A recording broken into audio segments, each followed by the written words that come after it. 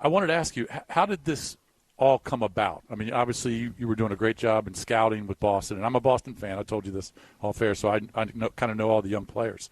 But how did this come about with getting in touch with the Lerner family, the ownership group?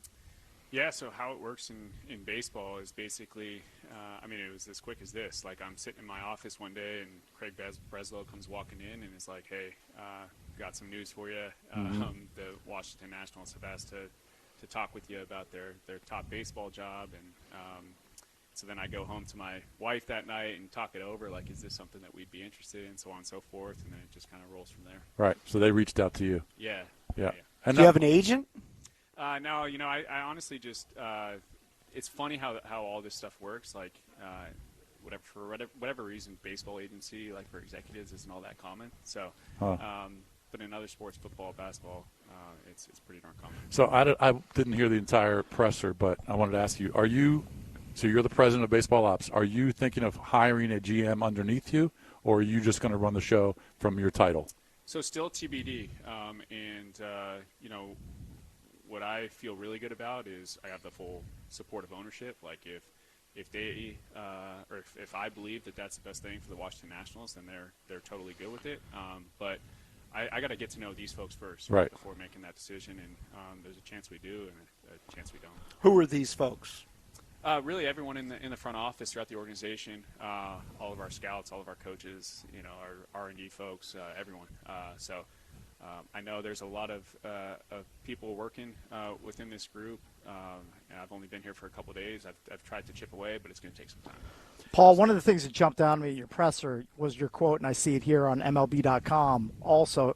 I think it starts with creating a scouting and player development monster as far as like building things here. And that's a little surprising coming from somebody of your age group. A lot of people, fair or unfair, are going to say, well, he's going to be an analytics first guy. Scouting's going to go by the wayside. But that's something that's really hugely important that was to you his strength. And your staff, obviously, that you're going to build here in Washington. Yeah.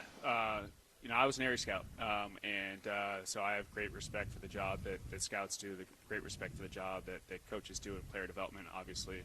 But I'm also a huge believer in power analytics, and I think that can be integrated really, really well into the scouting and player development spaces, and we can get folks working together. That to me, that's where the magic happens. Like if I hate to say it, but like if you are just you got a scouting group or player development group that are just totally turned off by analytics, like it's going to be really, really hard to have success in today's game. What was your perception of the Nationals from the outside when it comes to that department?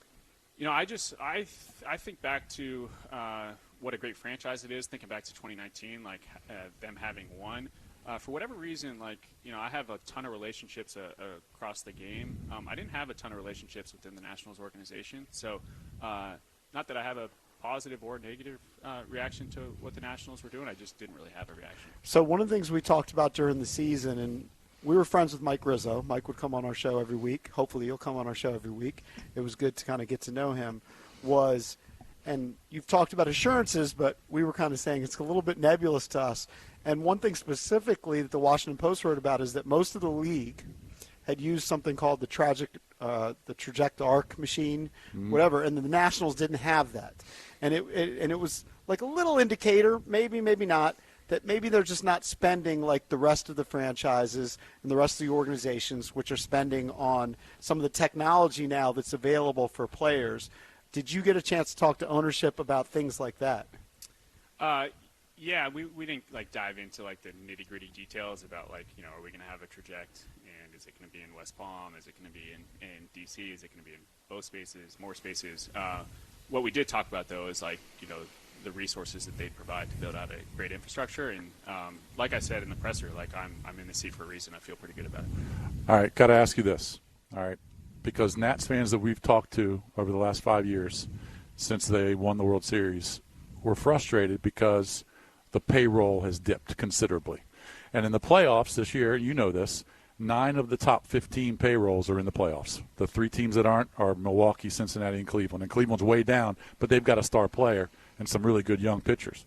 But even when you were in Boston, you did a great job scouting and drafting guys like Roman Anthony, who's going to be a star. But Boston also went out and got Bregman, and they went out and got Giolito. and they made the trade for Crochet. I mean, they went out and got stars. You have to couple that with your strength. What would you tell Nats fans about a possible increase in the payroll and spending more money on free agents, or have you not talked to the ownership group about that yet? No, I think more than anything is like repeating kind of what I just said, which is like I feel great support, right? Okay. So, is it easier to win if you're spending a lot of money in free agency? Yes, that is like objectively true, right? Right. You just reference all the teams in the playoffs that spend a lot of money, but to us, like just put that aside for a second, right? Like I think the cleanest path to winning and creating a sustainable winner is identifying, acquiring, developing talent. So regardless of like what our payroll situation is, like you have to dominate that to be a contender in the playoffs. Gotcha.